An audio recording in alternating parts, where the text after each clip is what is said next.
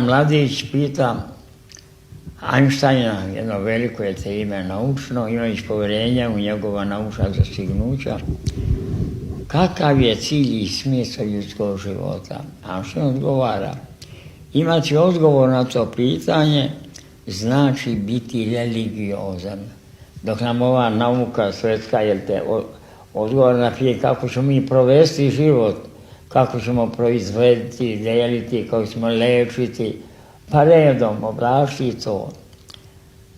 To je u ovome svijetu. A pitanje smisla i cilja, to je ono najdublje na bome. I za nas je to pitanje.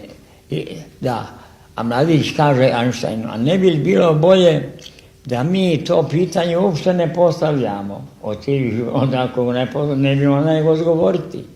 Znate, Einstein kaže, čovjek koji ne bi imao osjećanje smisla i cilja svoga i svojih bližnjih, on ne samo da bi bio nesretan, jedva sposoban za život. Šta znate što? Tu je. Dakle, smisao našeg života i smrti je rešio Hristos svojim stradanjem.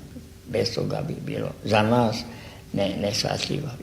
Samo bilo, samo ono kao vukovi koje jačira i gotovo. A ovako je što stradanje tu ima svoju snagu ogromnu za moment.